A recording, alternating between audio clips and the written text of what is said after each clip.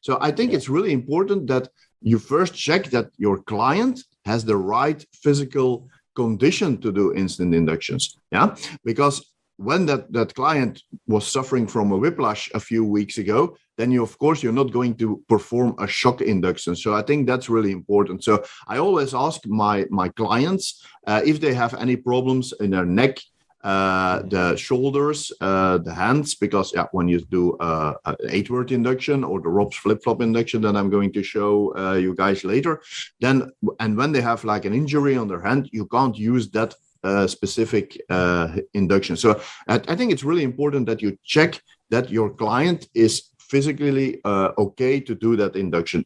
When you do instant inductions, it's really important that you have the right mindset. And people, and that's one of the biggest problems I think in the hypnotherapy business. When I'm teaching abroad, I see people who are in the business for much longer than I am, for like 15 years, and they never did an instant induction because they're afraid of doing instant inductions. They are like, no, I'm not sure that's going to work.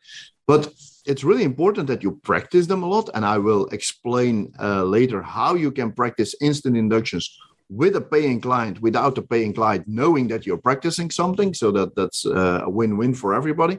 But when I say sleep, my mindset is when I say sleep, the client will go, or my volunteer when I'm doing street hypnosis will go. Because when you have doubts, then it will kill your congruency, and congruency is really important. You should be sure about yourself that you're going to hypnotize the client, and that's really important. But of course, when you start using instant inductions and you're still thinking about all the handlings that you need to do and the timing, then you can't be congruent. So it's really important to practice them. One of the biggest mistakes that I see everywhere where I'm teaching this is people do the instant induction, they say sleep, and then they forgot to talk. They are like sitting there. Is it working? Okay. And then they think, I have to do a deepener. But of course, the natural reflex of the human mind is they drop into hypnosis, but when they don't hear any instructions anymore, they just come out. So the moment you say sleep, say deeper, deeper, deeper, deeper. And it has to sound like a deepener as well. Because yesterday as well, a lot of people were doing like this. They do an induction. Let's say, push on my hand, close your eyes, sleep, deeper, deeper, deeper, deeper. So they were like,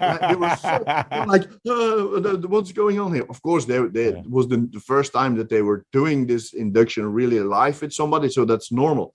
But that doesn't sound like a deepener anymore. So people will not go deeper into hypnosis when you're like, all stressed out and so just let it sound like a deepener, deeper, deeper, deeper, the deeper you go, and so on. You install fractionation first. So most of the people will know what fractionation is. I will simply go over it. It's you just say to your client in a moment, not now, but in a moment, I'm going to count from 1 to 3. On 3, you will open your eyes. You will feel absolutely wonderful. Okay, they open their eyes. The moment they open their eyes, you say, sleep. They go back into hypnosis. Then you do it again. 1, 2, 3, they open their eyes. Again, you just say, sleep. And they go. And then the third time, when you say, okay, 1, 2, 3, open your eyes. Now you can practice your induction.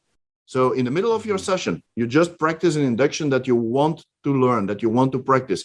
Because you already installed with your client that the moment you say sleep, they will close their eyes, they will go back. So when the performance of your induction, when the timing is not totally correct, when your wording is not totally correct, it's not a big deal, because the client will close their eyes and go back into hypnosis anyway, because you installed it.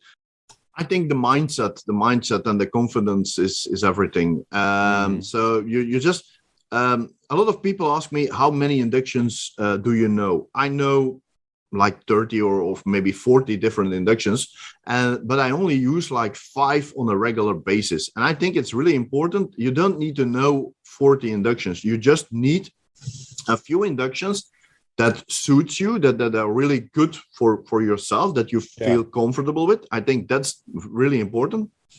And then you just have to practice them a lot, using the tip that I gave. Practice